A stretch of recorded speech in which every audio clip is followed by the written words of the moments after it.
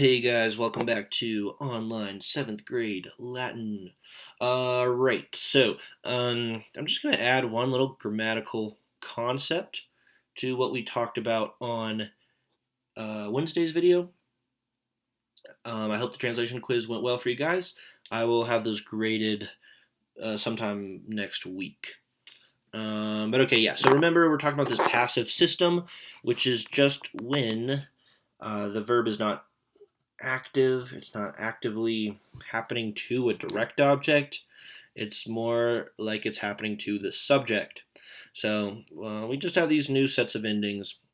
Or, restore, more, many, intor. Translating these is real easy, but it's just going to take a little while for us to get used to being able to identify these. But yeah, so I am verb, you are verb, it is verbed, etc. And then in addition to having present tense, uh, we also have imperfect and future as well. Okay. Right. Just moving through this. Yeah, so imperfect is formed with BA at the beginning, and future is mostly BI in the beginning of these same present endings that are identical to the ones showing up in the present passive. But first person singular is a little weird. First and second future tense, that is. And then the bunt cake shows up in third person plural future.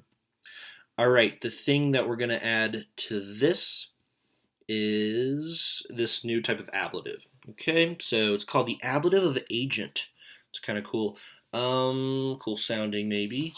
Let's see. I'll read the definition to the left, but then I'll break it down in maybe more simple terms. So, this ablative of agent is a personal agent, meaning it's gonna be a person or describing a person or people, and it's the person by whom the action of a passive verb is performed, and it's indicated by a or ob.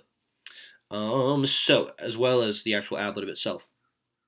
Uh, so previously, when we saw this preposition a or ob, it meant from, and it still can mean from. But in this context, where it's in a sentence with a passive verb, we're going to translate it as by, as in something is like the subject will be verbed by this ablative. Okay, so we will also see ablative of means showing up a lot. So if something is verbed by something that is not a person, that'll just be good old ablative of means. But yeah, so about like, I don't know, 80% of the time that we have a passive verb, we will also have an ablative of agent or means showing up. Yeah, so let's look at these examples to the right. De Caesarem admonet. Admonet is the same as moneo moneri.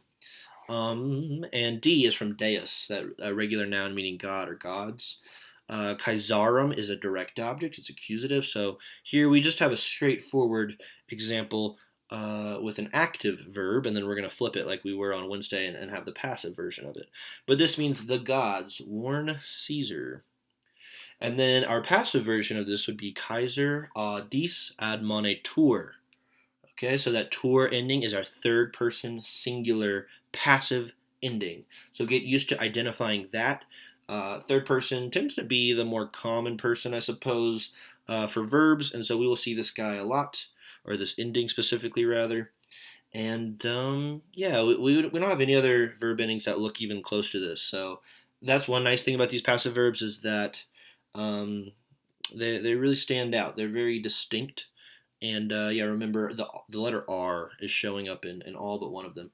So this shows us that Kaisarum is going to be going from being the direct object in the active example to now it's the subject. Okay, he's just in his nominative form there. And dis, I'll just tell you now, that is our ablative of agent. And dis is the ablative or dative, here it's ablative, of deus. Again, so God or gods.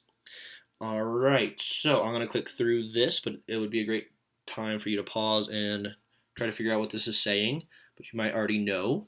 So I'm going to move on. This means Caesar is warned by the gods. So remember, this is the way to translate a passive verb is verbed, or are verbed if it's second person. Uh, and so yeah, this is the passive version of the first example. So Caesar went from being the direct object, being acted on by the gods, to now he is the subject. And he's still being acted upon because the verb is switched from active to passive. And the gods went from being the subject of the active verb example to now they are the ablative of agent. And that's how they're going to be responsible for warning Caesar. Now, if Caesar was warned by like a storm or something, we wouldn't need the preposition a or ob. We would just have tempestata in the ablative, and that would be ablative of means. Okay, mali weary urbem delebant. This is deleo deleri, which means to destroy, and it is imperfect. So that's going to mean the evil men destroyed the city. Urbem is our direct object. It is accusative. And the passive version of this is herbs, so nominative now. The city will be the subject. Ob malis viris delebatur. So delebatur is passive in third person, just like admonitor was, but it is imperfect. Keep in mind, we do have 3 tenses for these passive verbs. They're not always going to be present passive. So instead of is verbed, this is going to be was verbed. So try to work through that. And then I'm going to click on through. So the city was destroyed by the evil men. Ab malis viris. So just like in our first 2 examples, the evil men went from being the subject, actively destroying the city, to now they are the ablative of agent. Still destroying the city, but we're switching things around so that the verb is passive. The subject now is the city. City is not the direct object anymore. So yeah, hopefully you guys are grasping this pretty well, and my little Kupo guy is not too distracting. Yeah. Next week we might end up having a window of time on one day of the week where I might try to do an optional Zoom thing because this is a whole new grammar thing. So I keep reiterating, translating it is not too difficult, but it's just so new and different that it could be nice to get some actual direct feedback from you guys, and I could go to the school and actually use the whiteboard, which would be nice. But okay, here's the vocab for this chapter. Flumen, fluminous means a river. Genus, generis means origin, kind, type, sort, or class. We get words like genre from this, and generic. And we use this word in English for biology and taxonomy, the classification of animals, plants, and stuff. But we pronounce it as genus when we, just say it as though it's an English word. But it is technically Latin. It would have that hard G. Hostis means enemy, as in hostile. Ludus can mean game or sport or school. So those are kind of different things. The context will indicate which of those it is.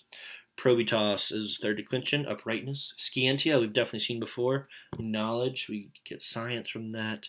Clarus can mean clear or bright or renowned or famous. So those are some kind of pretty different things. That's a pretty open-ended adjective. Mortalis means mortal.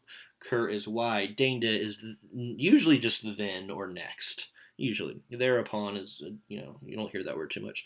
Fluo, fluora means to flow. We get words like flux and fluctuate. Miskeo, miskera means to mix or stir up.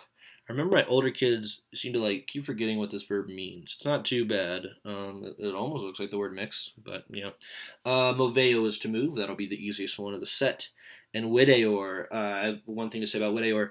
This is just the passive version of video, videri. So we're not going to get a dictionary entry for every single passive version of all the verbs that we've already had. It's just that this one is really common. And it can be translated as to be seen, which is how you would already automatically know to translate the passive version of video, videri. But it's more likely going to mean seem or appear. So that's kind of a slightly more nuanced kind of thing. I mean, seem is pretty synonymous with the word seen or to be seen, but yeah, it's a little different. All right. We have a Friday motto today, and then we're done. So remember, in addition to our, passive endings, we also have passive infinitives, which is just the same as the normal active infinitive, but it'll end in an I instead of an E. So non ministrari sed ministrare, which is the Wellesley College motto, which is a women's seminary up in Massachusetts. And this word means to minister, go figure. So this would be something like not to be ministered unto, but to minister. I misspelled that, but to, yeah. All right, let me fix that real quick. So yeah, not like an amazing motto, but I guess they're saying they're going to teach people how to minister to people themselves, actively and not passively. All right, guys, I hope you have a good weekend, and we will get further into this chapter on Monday. All right.